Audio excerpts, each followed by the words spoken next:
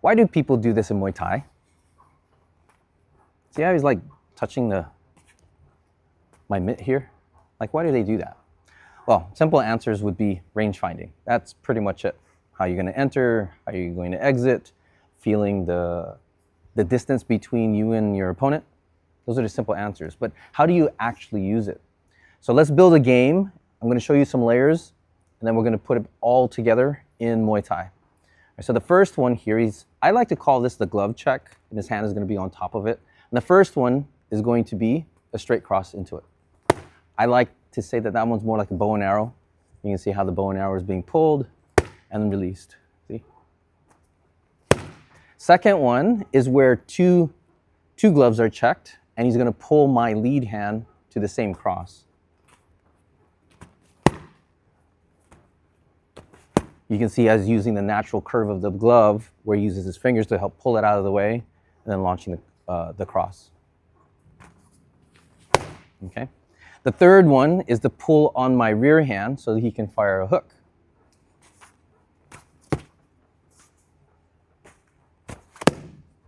And then the fourth one, I'm just going to use it more like a fake or a feint, depending on what your intentions are. It'll be across the body.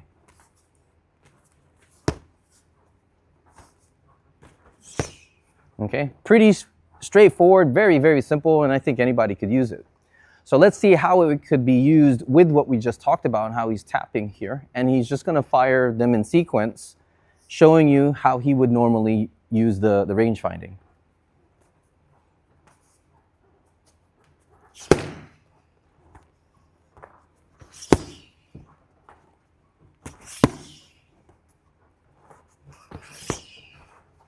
Okay, super easy. So you know those wooden dummies in Wing Chun, the mook jong, where they have the arms that stick out like this? I'm going to perform the same thing for my partner here, but I'm going to start moving in directions, making him move forward first, then back, maybe some lateral directions. So that way you're not static only in the middle, you're approaching now. So what does the forward look like with this?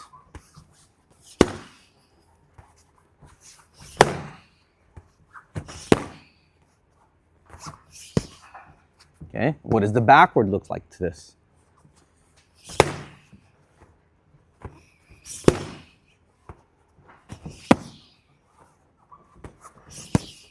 How about the side?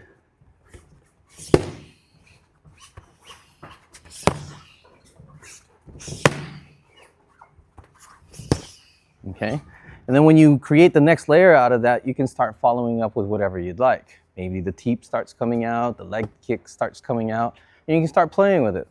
Okay, so you don't have to do it in order. You can just kind of signal, and through the contact alone, we can actually see what's going to happen next.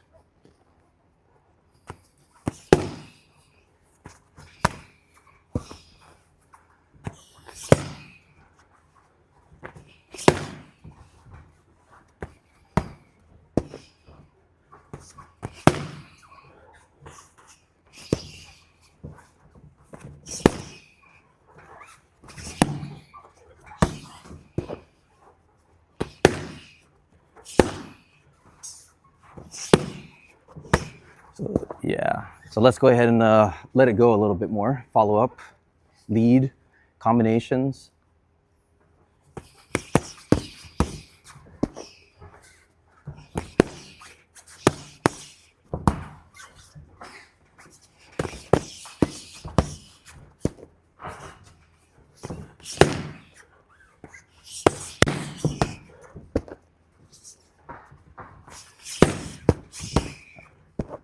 I like that one.